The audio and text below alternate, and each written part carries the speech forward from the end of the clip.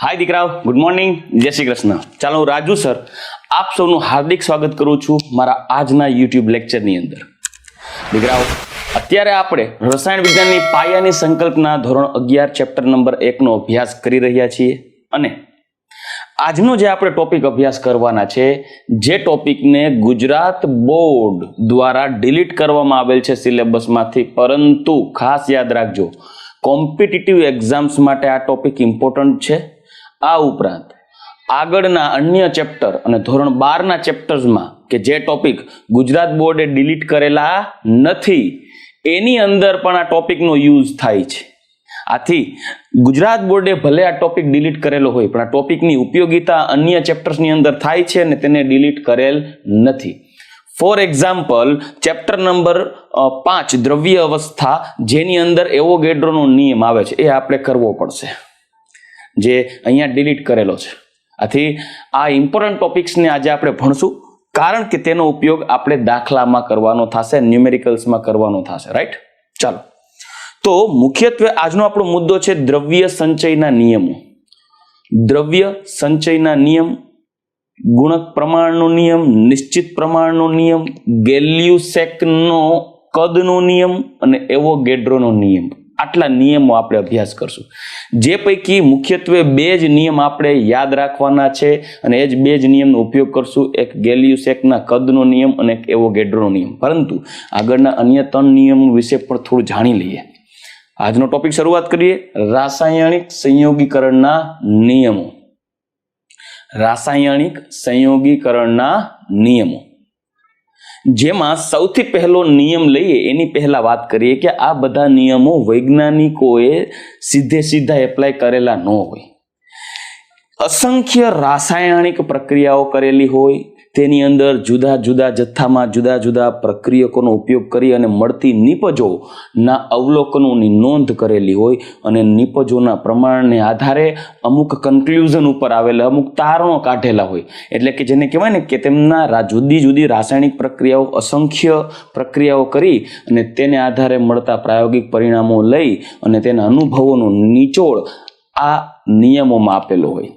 જેમાં સૌથી પહેલો નિયમ છે law of conservation of mass, એટલે કે દ્રવ્ય સંચયનો નિયમ। દીકરાઓ, નાના ધોરણમાં તમે અભ્યાસ કરી ગયા છો ઉર્જા સંરક્ષણનો નિયમ, જેને તમે ઉર્જા સંચયનો નિયમ પણ કહેતા। એ એકચ્યુઅલી થર્મોડાયનેમિક્સનો ફર્સ્ટ લો છે, ઉષ્માગતિશાસ્ત્રનો પ્રથમ નિયમ, જે તમારે ફિઝિક્સમાં પણ ભણવાનું આવશે અને કેમિસ્ટ્રીમાં પણ આપણે થર્મોડાયનેમિક્સ ચેપ્ટરનો અભ્યાસ કરશું, ચેપ્ટર નંબર 6। પણ એ ફર્સ્ટ લો ઓફ થર્મોડાયનેમિક ઉર્જા સંચયનો નિયમ એવું કહે છે કે વિશ્વમાં ઉર્જાનો જથ્થો અચળ છે। ઉર્જાનું એક સ્વરૂપમાંથી બીજા સ્વરૂપમાં રૂપાંતર થાય પણ સર્જન કે વિનાશ શક્ય નથી। કઈ રીતે, શા માટે, ત્યારે જોશું। એ જ રીતે દ્રવ્ય સંચયનો નિયમ એન્ટોની લેવોઇઝર નામના વ્યક્તિ આપેલો છે અને એ પણ 1789 ના સમયમાં। હવે એન્ટોની લેવોઇઝરના મતાનુસાર સમગ્ર વિશ્વ, યુનિવર્સ એક દ્રવ્યનો જથ્થો છે। દ્રવ્યનું એક સ્વરૂપમાંથી બીજા સ્વરૂપમાં રૂપાંતર થાય પણ સર્જન કે વિનાશ શક્ય નથી, એટલે કે વિશ્વમાં દ્રવ્યનો જથ્થો અચળ છે। આ થઈ ગયું દ્રવ્ય એટલે કે law of conservation of mass, એટલે કે દ્રવ્ય સંચયનો નિયમ। તમને એમ થાય, નાના સર કઈ રીતે માનીએ વિશ્વમાં દ્રવ્યનો જથ્થો અચળ છે? માનો કે તમે કોઈ કાગળને બાળો તો એ કાગળ એક દ્રવ્ય છે, પરંતુ બાળી નાખ્યા પછી તો એક નાનકડા રાખમાં રૂપાંતર થઈ જાય, તો એ રાખમાં રૂપાંતર થઈ જાય અને બાકી કાર્બન ડાયોક્સાઇડ કે અન્ય વાયુઓ છે એ વાતાવરણમાં ભળે, તો એ કાગળનું ભૌતિક સ્વરૂપ બદલી ગયું, થોડા ઘણા રાખમાં રૂપાંતર થઈ ગયા, બાકી દ્રવ્યનું સ્વરૂપ બદલી વાયુમાં રૂપાંતર થઈ ગયું।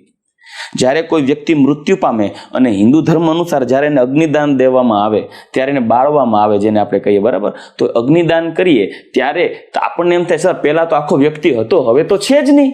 અરે છે નહીં ક્યાં, એ રાખમાં અને વાયુમાં રૂપાંતર થઈ ગયું, એટલે જેને કહેવાય કે એ વ્યક્તિ આપણી આસપાસ છે પણ સ્વરૂપ બદલી ગયું। એ વાયુમાં રૂપાંતર થઈ ગયું, કાર્બનિક ઘટકોમાં રૂપાંતરિત થઈ ગયું। મતલબ કે દ્રવ્યનું સ્વરૂપ બદલે છે પણ ઓવરઓલ યુનિવર્સમાં, આખા સમગ્ર વિશ્વમાં દ્રવ્યનો જથ્થો તો અચળ રહે છે, એક સ્વરૂપમાંથી બીજા સ્વરૂપમાં જ રૂપાંતર થાય, સર્જન કે વિનાશ શક્ય નથી। આ થઈ ગયો દ્રવ્ય સંચયનો નિયમ। આ એન્ટોની લેવોઇઝરે આ દ્રવ્ય સંચયનો નિયમ છે, ડાયરેક્ટ નથી આપેલો, એને ઘણા ખરા કાર્બનિક પદાર્થોની દહન પ્રક્રિયાઓ, અસંખ્ય દહન પ્રક્રિયાઓનો અભ્યાસ કરી અને તેને આધારે દ્રવ્ય સંચયનો નિયમ આપેલ છે. બીજો પોઈન્ટ છે નિશ્ચિત પ્રમાણનો નિયમ. બહુ ડિટેલમાં એટલે નથી જાતો આ બધા વિશે, બાકી આના વિશે ચર્ચા તો ઘણી કરી શકીશ, પરંતુ આપણે એનસીઆરટી માંથી પણ કાઢેલ છે અને કોમ્પિટિટિવ એક્ઝામ્સ માટે પણ ખૂબ ઓછું ઉપયોગી છે, એટલે થોડીક સ્પીડ રાખીએ. નિશ્ચિત પ્રમાણનો નિયમ જોસેફ પ્રાઉસ્ટ નામના વ્યક્તિએ કીધેલ છે. નિશ્ચિત પ્રમાણનો નિયમ, આ બધા રૂલ્સ એવા છે કે તમને એમનો ખ્યાલ હોય. નિશ્ચિત પ્રમાણનો નિયમ એટલે કે law of definite proportion. Law of definite proportion. Definite એટલે ફિક્સ મૂલ્ય, નિશ્ચિત પ્રમાણનો નિયમ. આ નિયમ એવું કહે છે જોસેફ પ્રાઉસ્ટના મત અનુસાર કે કોઈ પણ સંયોજન હોય, કોઈ પણ પદાર્થ, ભલે તે કાર્બનિક હોય કે અકાર્બનિક હોય, અને ભલે તે પદાર્થને કુદરતે આપેલો એટલે કુદરતી રીતે એ પદાર્થ બનતો હોય કે રાસાયણિક પ્રક્રિયાઓમાં કૃત્રિમ રીતે એ પદાર્થ બનાવવામાં આવતો હોય, પણ તે પદાર્થમાં રહેલા પ્રત્યેક ઘટક તત્વોનું પ્રમાણ હંમેશા નિશ્ચિત જ હોય છે. ફોર એક્ઝામ્પલ, મારી પાસે પાણીનું અણુ છે H2O. આ પાણી કુદરત વરસાદ થકી જમીન ઉપર મોકલે કે પછી લેબોરેટરીમાં રાસાયણિક પ્રક્રિયા દ્વારા હાઇડ્રોજન અને ઓક્સિજનની વિસ્ફોટક પ્રક્રિયા દ્વારા પાણી બનાવવામાં આવે, એ પછી અમેરિકાનું પાણી હોય કે ઇન્ડિયાનું પાણી હોય કે ચાઇનીઝ પાણી હોય, કોઈ પણ જગ્યાએ રહેલું પાણી, ગટરનું પાણી હોય કે તમારા ઘરના ગોરામાં રહેલું પાણી હોય, પાણીનો અણુસૂત્ર H2O છે અને તેમાં રહેલા હાઇડ્રોજન અને ઓક્સિજનનું દળ પ્રમાણ હંમેશા નિશ્ચિત જ હોય. એટલે કે પાણીમાં આ એક એક્ઝામ્પલ આપ્યું છે નિશ્ચિત પ્રમાણના નિયમ માટે. પાણીમાં રહેલા હાઇડ્રોજન તત્વનું પ્રમાણ 11.11% હોય અને ઓક્સિજન તત્વનું પ્રમાણ 88.88% હોય. મતલબ પાણીમાં 88.88% ઓક્સિજન હોય અને 11.11% હાઇડ્રોજન હોય. તમને એમ સર કઈ રીતે ગણ્યું? દીકરો, આપણે આગળના લેક્ચર્સમાં જાશું, એટલે આગળના આ ચેપ્ટરના આગળના ટોપિકમાં એક ટોપિક આવશે બંધારણીય ઘટક કણોની ટકાવાર પ્રમાણ. તો એ કઈ રીતે ગણવું એ આપણે ત્યારે તો જોશું, પણ અત્યારે પણ તમને સમજાવું કઈ રીતે આ ટકાવારી ગણેલી છે. ચાલો જો, H2O નો અણુભાર કેટલો થશે? મોલર દળ તો અણુભાર થશે ઓક્સિજનનો 16, હાઇડ્રોજનનો 1, આવા 2 હાઇડ્રોજન છે એટલે 16 ને 2 18 ગ્રામ પ્રતિ મોલ. 18 ગ્રામ પ્રતિ મોલ. હવે તમે શું કહી શકો કે ભાઈ એક મોલ પાણી લો એટલે 18 ગ્રામ અણુભાર જેટલો જથ્થો લો અને એને હું 100% કહી દઉં.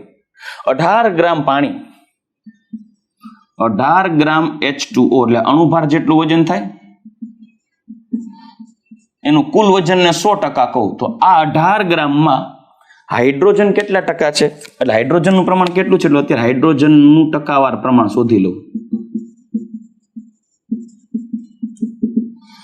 તો હાઇડ્રોજન કેટલું છે? તમે શું કહેશો સાહેબ 18 ગ્રામમાં હાઇડ્રોજન તો ખાલી 2 જ ગ્રામ છે, તો 2 ગ્રામ H2O 2 ગ્રામ હાઇડ્રોજન હોય ત્યારે તેનું ટકાવાર પ્રમાણ કેટલું? તો તમે શું કરશો? 100/2/18, આનો ગુણોત્તર થશે 11.11%. આ રીતે ટકાવારી શોધવાની ત્રિરાશિથી થયું ને, કે જે આપેલું કુલ વજન છે મતલબ અણુભાર જેટલો જથ્થો છે એને હું 100% કહી દઉં તો એમાંથી હાઇડ્રોજન 2 ગ્રામ છે તો હાઇડ્રોજનનું કેટલા ટકા પ્રમાણ થયું? એ જ રીતે ઓક્સિજનની ટકાવારી ગણીએ. H2O માં ઓક્સિજનનું ટકાવાર પ્રમાણ 18 ગ્રામ H2O હોય એટલે હું 100% જથ્થો કહું વજન, તો એમાં 18 ગ્રામ H2O માં ઓક્સિજન કેટલા ગ્રામ હોય? તો 18 ગ્રામમાં ઓક્સિજન 16 ગ્રામ હોય, રાઈટ? તો 16 ગ્રામ એટલે પરમાણુ ભાર જેટલો જથ્થો. તો 16 ગ્રામ ઓક્સિજન માટે ટકાવાર પ્રમાણ કેટલું?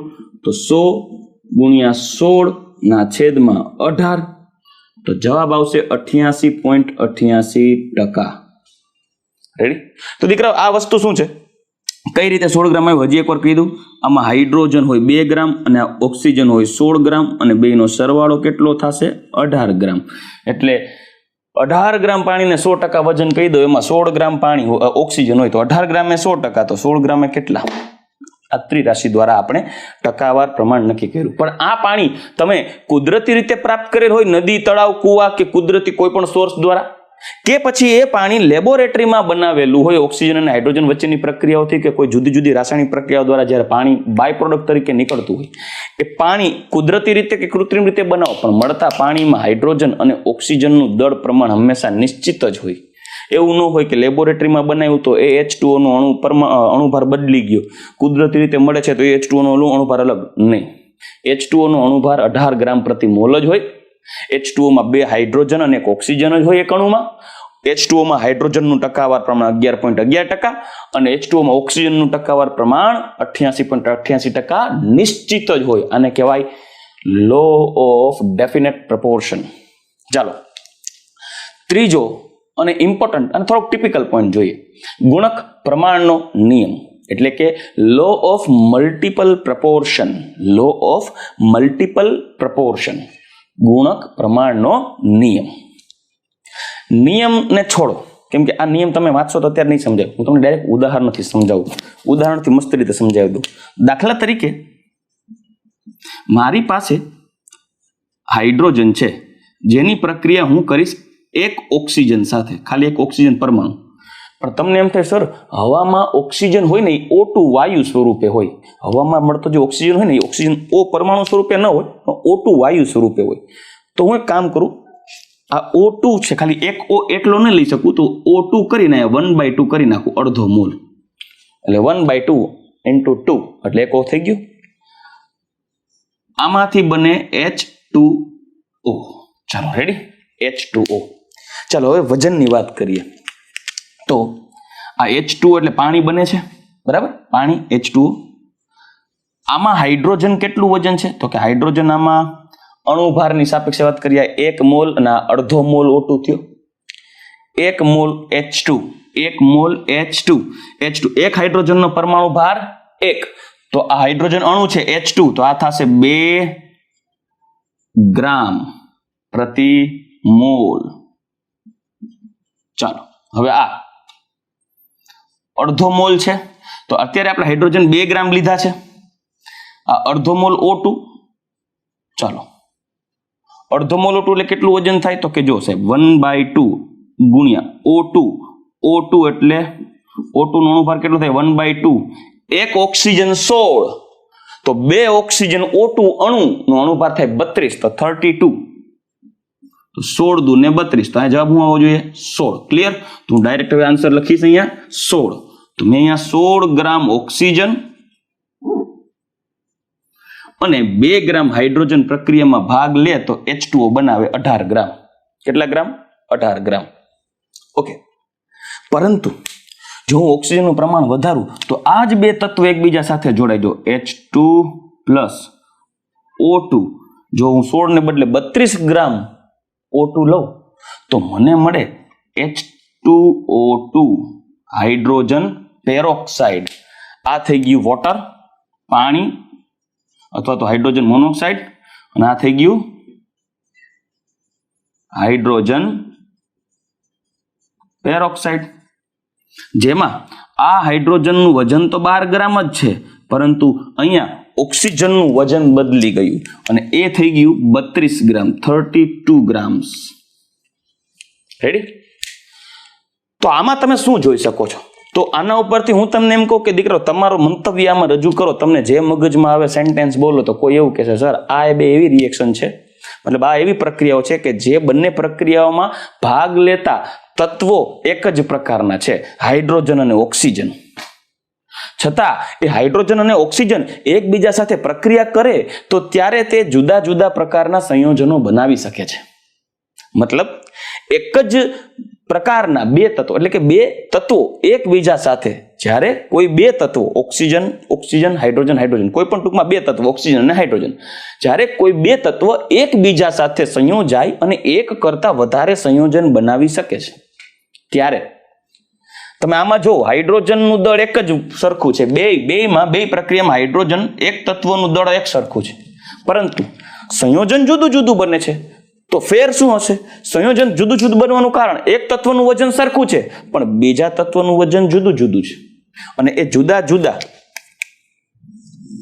બંને સંયોજનોમાં રહેલા ઓક્સિજનનું પ્રમાણ કેટલું છે? તો ઓક્સિજનનું જુદું જુદું પ્રમાણ બંને પ્રક્રિયામાં ઓક્સિજન ના પ્રમાણ નો ગુણોત્તર 16:32 એટલે કે 1:2 છે. આપણે તો ગુણોત્તર દર્શાવતા હોય તો ગુણોત્તર શક્ય હોય ત્યાં સુધી નાનામાં નાની પૂર્ણાંક સંખ્યા વડે બતાવીએ. આપણે એમ કહીએ કે 100/50, તો આપણે શું કહીએ 100/50 એટલે 50 દુ 100 એટલે આપણે કહીએ 2:1. 100/50 એટલે 2:1. 16:32 એટલે 16 દુ 32 એટલે 1:2. નાનામાં નાની સાદી પૂર્ણાંક સંખ્યા વડે આનો ગુણોત્તર બતાવ્યો છે. આ થઈ ગયો ગુણક પ્રમાણનો નિયમ, લો ઓફ મલ્ટિપલ પ્રપોર્શન.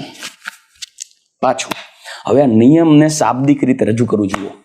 જ્યારે કોઈ બે તત્વો, સાંભળજો ખાસ, જ્યારે કોઈ બે તત્વો એકબીજા સાથે પ્રક્રિયા કરી અને જુદા જુદા સંયોજનો બનાવી શકે, જ્યારે કોઈ બે તત્વો એકબીજા સાથે પ્રક્રિયા કરી અને જુદા જુદા સંયોજનો બનાવી શકે ત્યારે એક જ તત્વના સમાન દળ, એક જ તત્વના સમાન દળ, તો આ 2 ગ્રામ હાઇડ્રોજન બંનેમાં એક જ હાઇડ્રોજન સરખું વજન ધરાવે છે.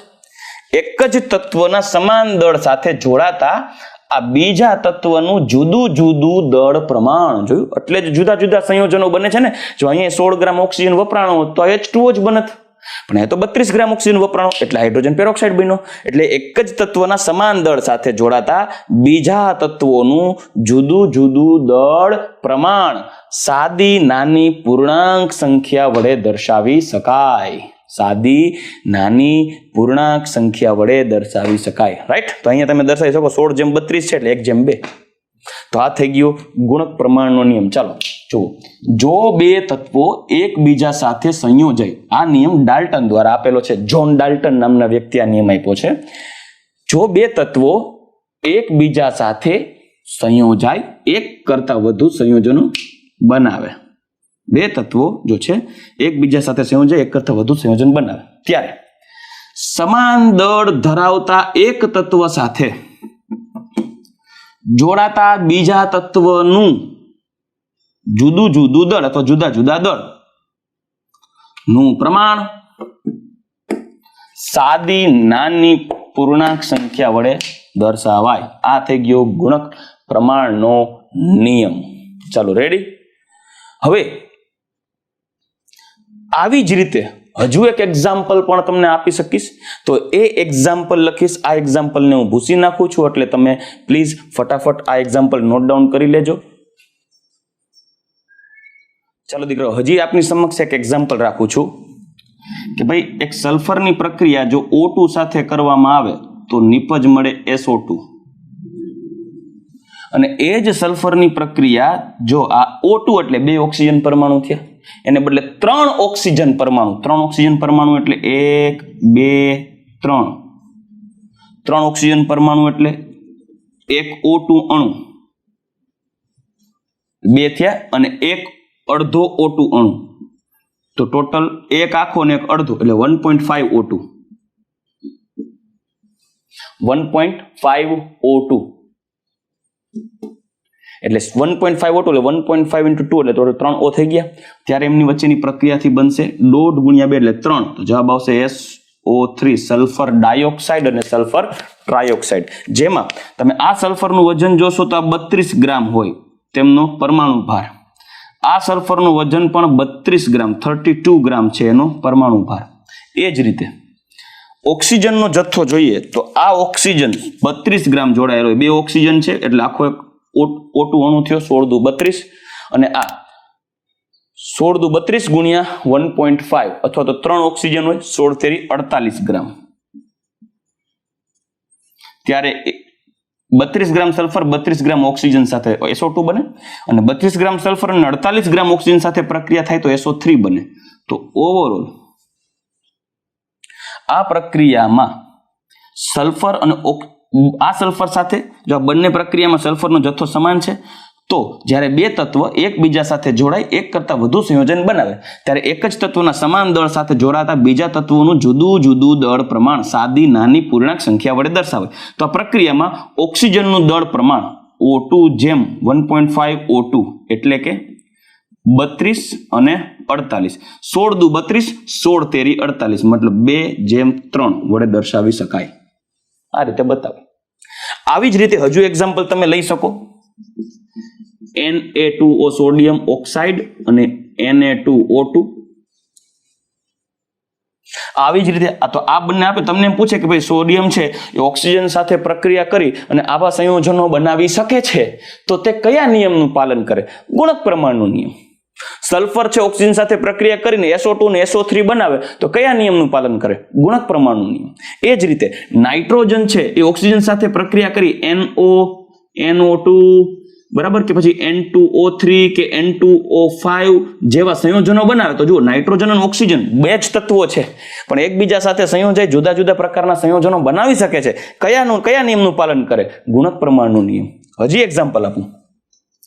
Cl2O Cl2O3 કયા નિયમનું પાલન કરે છે? આ Cl અને ઓક્સિજન વચ્ચે પ્રક્રિયા થઈ અને જુદા જુદા ઓક્સાઇડ બનાવે, કયા નિયમનું પાલન કરે? ગુણક પ્રમાણનો નિયમ. સિમ્પલ. આવા પ્રકારના એક્ઝામ્પલ્સ હોય તો ગુણક પ્રમાણનો નિયમ હોય. આ રીતે MCQ પૂછાય, થિયરી નો પૂછાય. પણ છતાં થિયરી જાણવી જરૂરી છે. આ MCQ સોલ્વ તો જ કરી શકો તો તમે કંઈક એના વિશે જાણતા હો. રેડી? તો ચાલો દીકરાઓ, હવે આપણે આગળ ડિસ્કસ કરીએ ગેલિયુસેકના અચળ કદનો નિયમ અને એવોગેડ્રો નિયમ, જે મોસ્ટ ઇમ્પોર્ટન્ટ છે દાખલાઓ માટે. વિદ્યાર્થી મિત્રો, શું તમે જાણો છો કે તમે સ્ટુડન્ટ બ્રોનો કોર્સ પરચેસ કરીને તમારી નીટ અને JEE એક્ઝામની અંદર સારામાં સારો સ્કોર મેળવી શકો છો? અમારા સ્ટુડન્ટ બ્રો કોર્સની અંદર તમને મળશે વિડીયો લેક્ચર્સ, JEE અને નીટની એક્ઝામની પ્રિપેરેશન કરાવવામાં આવશે, ચેપ્ટર વાઇઝ MCQ ટેસ્ટ આપવામાં આવશે, લાઈવ ડાઉટ સોલ્યુશન આપવામાં આવશે કે તમને કોઈ પણ પ્રશ્નની અંદર ડાઉટ હોય તો અહીંયાથી તમને તેનું સોલ્યુશન આપવામાં આવશે, સ્ટડી મટીરિયલ્સ આપવામાં આવશે અને DPP આપવામાં આવશે. વધુ માહિતી માટે નીચે ફોર્મ આપેલું છે તે ફોર્મને ફિલઅપ કરો અથવા તો 8141818102 નંબર ઉપર કોલ કરો. ચાલો દીકરાઓ, હવે કોમ્પિટિટિવ એક્ઝામ્સ માટે ઇમ્પોર્ટન્ટ પોઈન્ટ છે અને એ છે ગેલિયુસેકનો નિશ્ચિત કદનો નિયમ. દીકરાઓ, આ ગેલિયુસેકના નિશ્ચિત કદનો નિયમ જોયા પછી જ્યારે તમે એવોગેડ્રોનો નિયમ જોશો તો આ બંને નિયમ તમને એક સમાન જ લાગશે, પરંતુ બંનેમાં એકમાં કદ વિશેનો ઉલ્લેખ છે જ્યારે બીજામાં ઘટક કણોની સંખ્યા વિશેનો ઉલ્લેખ છે. બંને ક્લિયરલી તમને સમજાવી દઈશ, પણ મેં અહીંયા જે આ તમને ગેલિયુસેકનો નિયમ સમજાવ્યો છે એ ગેલિયુસેકના એક્ઝેક્ટ શબ્દોમાં નથી લખેલો. મેં એવા શબ્દોમાં લખેલો છે કે જેથી તમે સમજી શકો. એક્ઝેક્ટ શબ્દમાં એટલે નથી લખ્યો કેમ કે તમારે એક્ઝામ્સમાં થિયરી નહીં આવે અને બોર્ડ્સમાં પણ આ છે નહીં ઇમ્પોર્ટન્ટ. બરાબર? તમારે આના આધારે MCQ સોલ્વ કરવાના થશે. એટલે હું જે તમને અલગ ભાષામાં લખીને દઉં છું એના આધારે તમે સરળતાથી સમજી શકશો. ક્લિયર? હવે ગેલિયુસેકનો આ નિશ્ચિત કદનો નિયમ છે એ માત્ર અને માત્ર વાયુમય ઘટકોને જ લાગુ પડે છે. આ યાદ રાખજો. લિક્વિડ કે સોલિડને નહીં લાગુ પડે. કેને? માત્ર વાયુને. રેડી?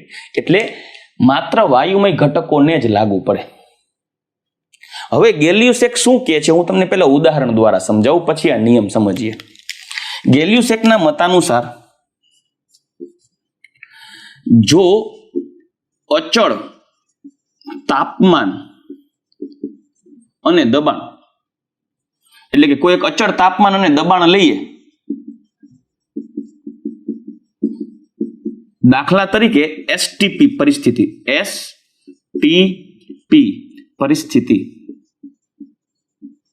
અને STP નો મતલબ થાય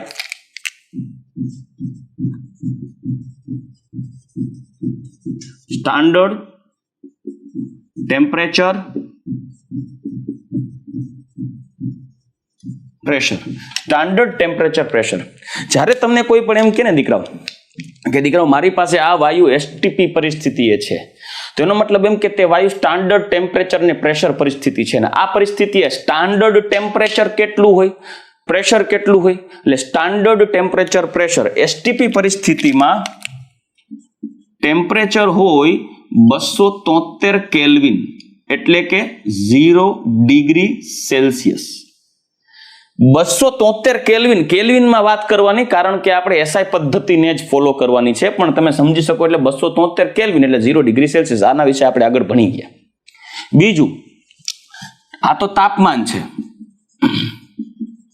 પ્રેશર પી, દબાણ કેટલું હોય એસટીપી પરિસ્થિતિએ? તો દબાણ હોય છે એક વાતાવરણ, 1 એટમોસ્ફિયર, એક વાતાવરણ, એટલે 10⁵ પાસ્કલ.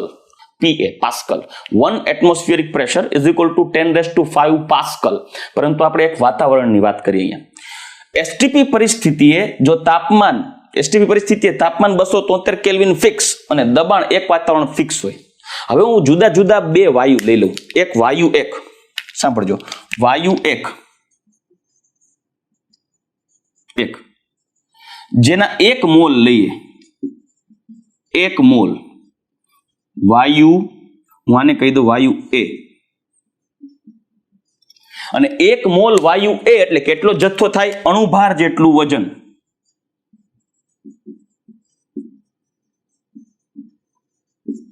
ચાલો વાયુ એ શું કરવાનું લેવું જોઈએ? એક્ઝામ્પલ દાખલા તરીકે મિથેન છે, તો આ 1 મોલ વાયુ મિથેન CH4, તો વજન કેટલું થાય? 12 ને 4 16 ગ્રામ પ્રતિ મોલ. એટલે 1 મોલ જથ્થો થયો, 1 મોલ વાયુ, એટલે કે ટૂંકમાં 1 મોલ જથ્થો લઈએ. ચાલો હવે બીજું એક્ઝામ્પલ, વાયુ લઈએ બીજો CO2, કાર્બન ડાયોક્સાઇડ. આનો પણ 1 મોલ જથ્થો લઈએ. હવે 1 મોલ જથ્થો વાયુ, 1 મોલ વાયુ CO2 એટલે અણુભાર જેટલું વજન, એટલે થયું 44 ગ્રામ પ્રતિ મોલ. સાંભળજો, મેં એક વાયુ લીધો છે 1 મોલ, મિથેન લીધો છે 1 મોલ. મિથેન અને CO2 ના એક્ઝામ્પલ થી સમજાવું. મેં મિથેન લીધો છે 1 મોલ, અને 1 મોલ એટલે ભલે એનો અણુભાર 16 હોય, પણ અણુભાર જેટલો જથ્થો. મેં બીજો વાયુ લીધો છે CO2 અને એ લીધો છે 1 મોલ, એટલે એનો અણુભાર જેટલો જથ્થો થાય 44 ગ્રામ પ્રતિ મોલ. તમને એમ થાય સર તમે બે વાયુનો જથ્થો અલગ અલગ લીધો છે. એમ કહો કેમ? તો તમે કહેશો સર 16 ગ્રામ લીધો ને 44 ગ્રામ લીધો, બેયના સરખા વજન લ્યો, તો ત્યાં તમે ખોટા પડો છો.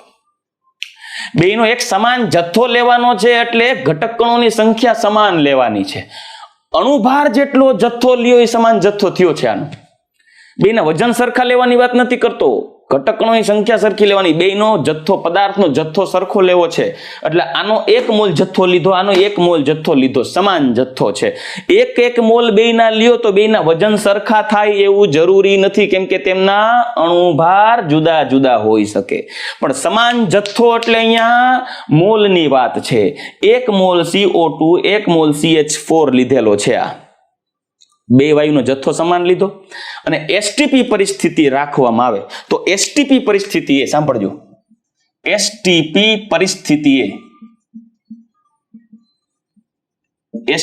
પરિસ્થિતિએ સ્ટાન્ડર્ડ ટેમ્પરેચર અને પ્રેશર પરિસ્થિતિ, એટલે આ એસટીપી પરિસ્થિતિએ 1 મોલ CH4 વાયુ અને 1 મોલ CO2 વાયુ, એટલે જથ્થો બેનો કેવો છે? સમાન જથ્થો. ચોખવટ કરી દઉં, આ બેનો જથ્થો કેવો છે? સમાન જથ્થો છે. બેના 1 મોલ, ભલે બેના વજન જુદા જુદા હોય, પણ બેના મોલ સરખા, એટલે બેમાં રહેલા ઘટક કણોની સંખ્યા સરખી.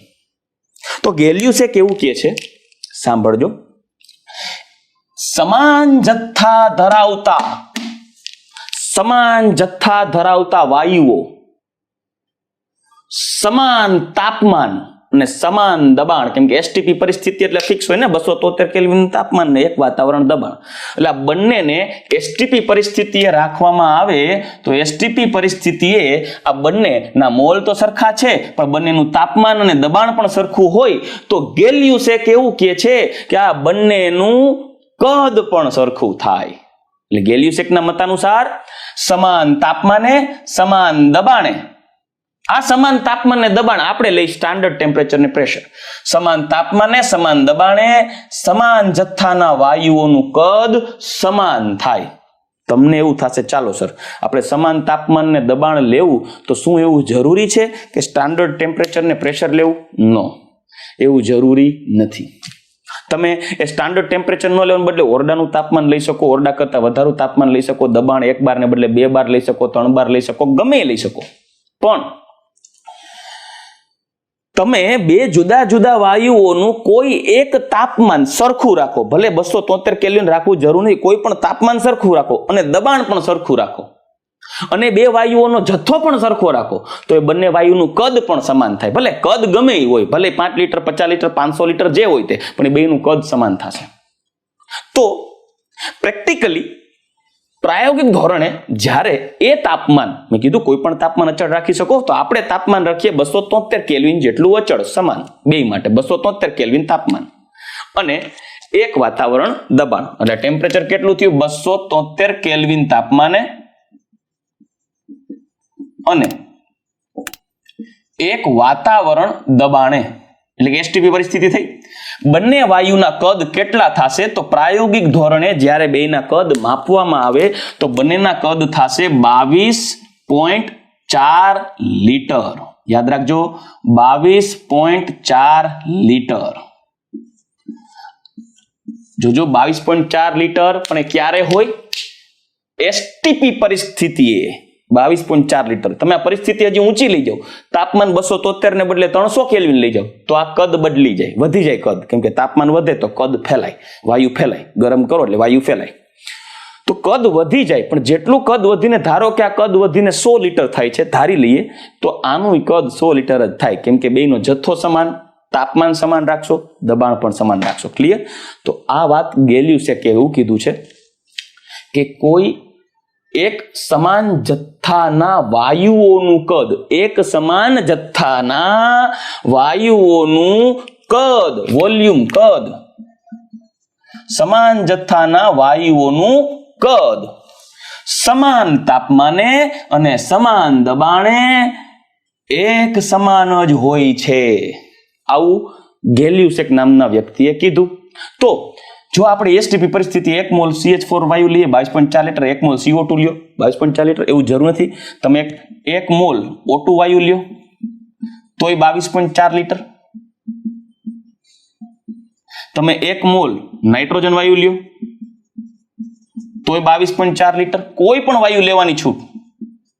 તમે 1 મોલ H2O, તમને એમ થાય સર H2O તો લિક્વિડ હોય, પણ ના, હું લઈ લઉં બાષ્પ, વેપર, તો વાયુ થઈ ગઈ ને. તો 1 મોલ H2O ની બાષ્પ લેશો તોય 22.4 લીટર જ થાય. કોઈ પણ એની 1 મોલ SO2 વાયુ લ્યો તો પણ 22.4 લીટર. પણ ક્યારે? એસટીપી પરિસ્થિતિએ, સમાન તાપમાન, સમાન દબાણ અને એ તાપમાન કેટલું? એસટીપી જેટલું. દબાણ કેટલું? એસટીપી. તો આના આધારે એક નવી વાત શીખા. કોઈ પણ વાયુ ના 1 મોલ જેટલા જથ્થાનું, સાંભળજો કાન ખોલીને, કેમ કે એવો ગેડ્રોમાં જ પોઈન્ટ વાપરવો છે. કોઈ પણ વાયુનું, સાંભળજો, કોઈ પણ વાયુના 1 મોલ જેટલો જથ્થો હોય, 1 મોલ જેટલો જથ્થો, તો તે વાયુનું 1 મોલ જથ્થાનું એસટીપી એ કદ 22.4 લીટર જ હોય. મગજમાં ઘુસાડી દેજો આ વાતને. કદાચ રાત્રે ઉઠાડીને તમને તમારું નામ પૂછે તો ભૂલી જાજો, છૂટ છે. પણ કોઈ એમ પૂછે કે કોઈ પણ વાયુ, જોજો માત્ર વાયુ, ગેસ માટેની જ વાત છે, લિક્વિડ સોલિડ માટે ન હાલે. આ વાયુની જ વાત કરી છે. કોઈ પણ વાયુના 1 મોલનું એસટીપી કદ 22.4 લીટર હોય તો એ જ એસટીપી 2 મોલ વાયુ હોય તો કેટલું કદ થાય? 44.8. રેડી? તો એ ધ્યાન રાખજો. બરાબર? ચાલો, તો આ પોઈન્ટ છે એ ગેલ્યુસેકનો નિશ્ચિત કદના નિયમને આધારે રજૂ કરી શકાય.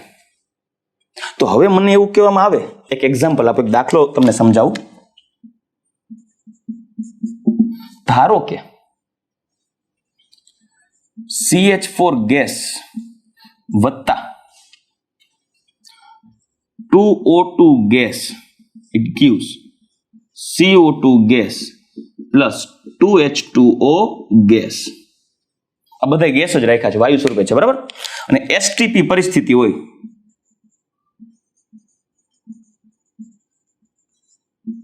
એસટીપી પરિસ્થિતિ આ કદ કેટલા હોય આ બધાયના? જો કદ આ કેટલા મોલ છે? 1 મોલ છે. અને આ 1 મોલ મિથેન છે એનો મતલબ એમ, અહીંયા જ કીધું, જો 1 મોલ અને એસટીપી પરિસ્થિતિ હોય એટલે કે 273 કેલ્વિન તાપમાન, એક વાતાવરણ દબાણ, તો 1 મોલનું કદ કેટલું હોય? 22.4 લીટર. આના 2 મોલ છે, તો 2 મોલ હોય તો 1 મોલ વાયુનું એસટીપી એ 22.4 લીટર. તો 2 મોલ વાયુનું એસટીપી એ કદ કેટલું? તો 22.4 ગુણ્યા 2 એટલે 44.8 લીટર. નિપજ 1 મોલ મળે સમીકરણ અનુસાર, તો એનું કદ કેટલું થશે? 22.4 લીટર. અને વાયુનું વરાળ, જો લિક્વિડ લખેલું હોય તો ન આવે, આ ગેસ લખેલું છે જી, એટલે લઈ શકાય બાષ્પ. 2 મોલ મળે અને 2 મોલ એટલે 44.8 લીટર. આ તો બહુ સિમ્પલ વાત છે. આને આધારે દાખલા મોસ્ટ ટિપિકલ પણ આવી શકે. તો એ કઈ રીતે દાખલા ગણવા એની રજૂઆત પણ આપણે આગળ કરશું. પણ અત્યારે આ એક સામાન્ય મુદ્દો લીધો છે, ગેલ્યુસેકનો નિશ્ચિત કદનો નિયમ. હવે આપણે એવોગેડ્રોનો નિયમ પહેલા જોઈ લઈએ, પછી આપણે આગળ ચર્ચા કરશું. વિદ્યાર્થી મિત્રો, શું તમે જાણો છો કે તમે સ્ટુડન્ટ બ્રોનો કોર્સ પરચેસ કરીને તમારી નીટ અને જેડબલઈ એક્ઝામની અંદર સારામાં સારો સ્કોર મેળવી શકો છો? અમારા સ્ટુડન્ટ બ્રો કોર્સની અંદર તમને મળશે વિડીયો લેક્ચર્સ, જેડબલઈ અને નીટની એક્ઝામની પ્રિપેરેશન કરાવવામાં આવશે, ચેપ્ટર વાઇઝ એમસીક્યુ ટેસ્ટ આપવામાં આવશે, લાઈવ ડાઉટ સોલ્યુશન આપવામાં આવશે કે તમને કોઈ પણ પ્રશ્નની અંદર ડાઉટ હોય તો અહીંયાથી તમને તેનું સોલ્યુશન આપવામાં આવશે, સ્ટડી મટીરિયલ્સ આપવામાં આવશે અને ડીપીપી આપવામાં આવશે. વધુ માહિતી માટે નીચે ફોર્મ આપેલું છે, તે ફોર્મને ફિલઅપ કરો અથવા તો 8141818102 નંબર ઉપર કોલ કરો. ચાલો દીકરાઓ, હવે આપણે એવોગેડ્રો નો નિયમ જોઈએ. એકચ્યુઅલી એવોગેડ્રો નામના વ્યક્તિએ કે જેને આધારે એના નામ ઉપરથી એવોગેડ્રો અચળાંક આવેલો છે 6.022 ગુણ્યા 10⁻23, જે આ નિયમને આધારે આપેલ છે. એવોગેડ્રો એવું કહે છે કે નિયત તાપમાને અને નિયત દબાણે સમાન કદના વાયુઓનો જથ્થો સમાન હોય. જોજો, નિયત તાપમાને નિયત દબાણે સમાન કદના વાયુઓનો જથ્થો એટલે ઘટક કણોની સંખ્યા સમાન હોય. આ જ વસ્તુ ગેલ્યુસે કે ઊંધી કીધી. જો નિયત તાપમાને અને નિયત દબાણે સમાન જથ્થાના વાયુઓનું કદ સરખું હોય. એટલે આ શું કે છે કે જો તાપમાન સરખું, ગેલ્યુસે કેવું કે છે, તાપમાન સરખું, દબાણ સરખું અને જથ્થો સરખો તો કદય સરખું બધાયનું. અને એવોગેડ્રો કદ સમાન લઈને જથ્થો દર્શાવે. જોજો, ગેલ્યુસે, પાછું બોલું, તાપમાન સરખું, દબાણ સરખું, જથ્થોય સરખો તો કદ 22.4 1 મોલ દીઠ સરખું. એવોગેડ્રો એવું કે છે તાપમાન સરખું, દબાણ સરખું અને કદય સરખું તો જથ્થો સરખો. જો આ એવું કે છે તાપમાન સરખું, દબાણ સરખું, જથ્થો સરખો તો કદ સરખું. આ ગેલ્યુસેકનો નિયમ, કદને આધારે. અને ઘટક કણોની સંખ્યા એટલે કે જથ્થાને આધારે એવોગેડ્રો. તાપમાન સરખું, દબાણ સરખું, કદ સરખું તો જથ્થોય સરખો. એટલે આ બેની કહેવાની વાત એક સરખી છે, પરંતુ એક કદને અનુસંધાને છે તો બીજું ઘટક કણોની સંખ્યા એટલે કે જથ્થાને આધારે. તો એ જ વાત લાગુ પાડે કે ભાઈ એક પરિસ્થિતિ, એસટીપી પરિસ્થિતિ લઈ, સ્ટાન્ડર્ડ ટેમ્પરેચર ને પ્રેશર, એટલે ત્યારે નિયત તાપમાન થઈ જશે 273 કેલ્વિન અને નિયત દબાણ થઈ જશે 1 વાતાવરણ દબાણ. અને ત્યારે જો કોઈ વાયુઓનું 22.4 લીટર કદ લઈએ, દાખલા તરીકે એસટીપી એ 22.4 લીટર CO2 વાયુ, 22.4 લીટર CH4 વાયુ, 22.4 લીટર NO2 વાયુ, 22.4 લીટર SO2 વાયુ, કોઈ પણ 22.4 લીટર O2 વાયુ, 22.4 લીટર N2 વાયુ. જો મેં શું કીધું, આ બધા વાયુઓની પરિસ્થિતિ અચળ રાખી દીધી. એસટીપી એટલે 273 કેલ્વિન તાપમાન, 1 વાતાવરણ દબાણ. આ બધા વાયુઓ ધારી લ્યો કે એક સરખા તાપમાને છે. એ તાપમાન આપણે રાખી છે 273. બધા વાયુ ધારી લ્યો કે એક સરખા તાપમાને છે. બધા વાયુઓ એક સરખા દબાણે છે અને આ બધા વાયુઓનું જો કદ પણ સરખું હોય ને તો એનો જથ્થો પણ સરખો હોય, જે એવોગેડ્રોના મતાનુસાર 22.4 લીટર કદ એસટીપી પરિસ્થિતિ હોય તો જથ્થો આ દરેક વાયુઓનો જથ્થો થશે 1 મોલ. આ બધાનો જથ્થો કેટલો થઈ જશે? 1 મોલ.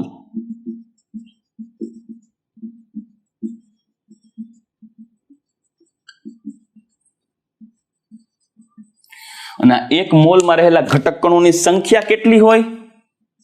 6.022 ગુણ્યા 10⁻23 એટલે 273 કેલ્વિન તાપમાને એક વાતાવરણ દબાણે 22.4 લીટર કદના CO2 માં કુલ CO2 વાયુ 1 મોલ હોય એટલે 6.022 ગુણ્યા 10⁻23. એ જ રીતે 22.4 લીટર 273 કેલ્વિન તાપમાન એક વાતાવરણ દબાણે CH4 વાયુ હોય તો એ એક જ મોલ હોય એટલે 6.022 ગુણ્યા 10⁻23. બધામાં ઘટક કણોની સંખ્યા સરખી. એવોગેડ્રો એવું કહે છે કે આ એક હરખો મોલ લ્યો, એક હરખું તાપમાન, એક હરખું દબાણ લ્યો તો બધાના કદ હરખા. સોરી, ગેલ્યુસેક એવું કહે છે, બરાબર. ગેલ્યુસેક શું કહે છે? એક સરખો મોલ એટલે એક સરખો જથ્થો, એક સરખું તાપમાન, એક સરખું દબાણ તો બધાના કદ સરખા. એવોગેડ્રો એવું કહે છે એક સરખું તાપમાન, એક સરખું દબાણ, એક સરખું કદ તો બધાનો જથ્થો સરખો. એક આના સંદર્ભે વાત કરે છે, એક આના સંદર્ભે વાત કરે. હવે આ બધાનું વજન જોઈએ તો એ વજન આવશે અણુભાર જેટલો જથ્થો.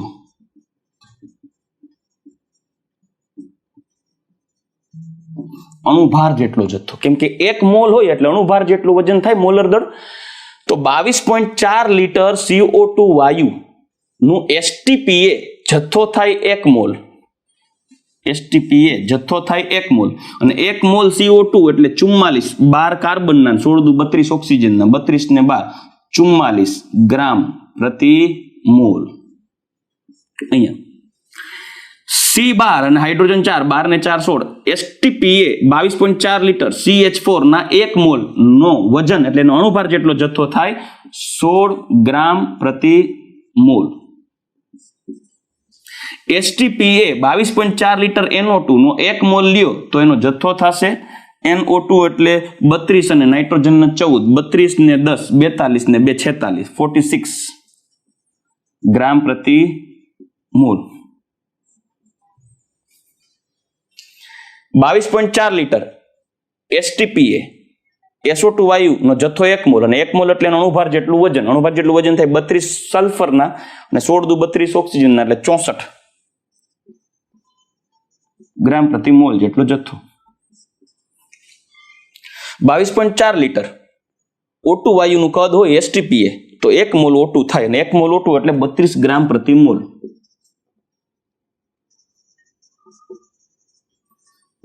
As it is 22.4 litre nitrogen વાયુનું કદ STPA 1 મોલ જથ્થો ધરાવે તો નાઇટ્રોજનનું વજન થાય 28 ગ્રામ પ્રતિ મોલ, કેમ કે 2 નાઇટ્રોજન હોય એક અણુમાં. તો એનો મતલબ એમ કે ગેલ્યુસેકની વાત કરો કે એવોગેડ્રોની વાત કરો, એ જથ્થો સરખો હોય એવું કહે છે, વજન સરખું હોય એવું નથી કહેતા. જથ્થો એટલે 1 મોલ જથ્થો સરખો હોય. ક્યારે? અચળ તાપમાને, અચળ દબાણે, જુદા જુદા વાયુઓનું કદ સરખું તો એનો જથ્થો સરખો એટલે ઘટકણોની સંખ્યા સરખી. વજન જુદું જુદું હોય, એ વજન કેટલું હોય? અણુભાર જેટલું હોય. તો હવે અણુભાર બધાનો એક સરખો થોડી હોય. STPA 1 મોલ વાયુ અને 22.4 લીટર કદ હોય તો બધાયના 1 મોલ જથ્થો સરખો થયો અને બધાયનું વજન કેટલું થાય? અણુભાર જેટલું થાય. તો શું બધાયના અણુભાર સરખા હોય? નહીં. એટલે બધાયના વજન સરખા ન થાય. STPA સમાન કદના વાયુઓનું વજન સરખું ન થાય. MCQ આવી શકે. STPA સમાન કદના વાયુઓનું વજન સરખું ન હોય. STPA સમાન કદના વાયુઓનો જથ્થો સરખો હોય, મોલ સરખા હોય. ચલો રેડી. તો આજે આપણે જોઈ ગયા દ્રવ્ય સંચયનો નિયમ, નિશ્ચિત પ્રમાણનો નિયમ, ગુણક પ્રમાણનો નિયમ એટલે કે રાસાયણિક સંયોગીકરણના નિયમો, ગેલ્યુસેકનો અચળ કદનો નિયમ અને એવોગેડ્રોનો નિયમ.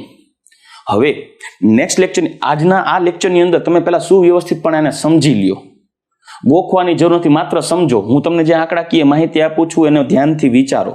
એક વસ્તુ માઇન્ડમાં ક્લિયર રાખવું, STPA આ બધાનું તારણ એક જ કાઢવાનું છે. STP પરિસ્થિતિ સમાન તાપમાન ને દબાણે એટલે કે 273 કેલ્વિન તાપમાન એક વાતાવરણ દબાણે 1 મોલ વાયુ હોય, વાયુ તો એનું કદ 22.4 લીટર હોય. આજના લેક્ચરનું તાત્પર્ય આટલો જ. એસટીપી એ 1 મોલ વાયુનું કદ 22.4 લીટર અને એનો જથ્થો 1 મોલ હોય અને એનું વજન અણુભાર જેટલું હોય, બસ ઇનફ.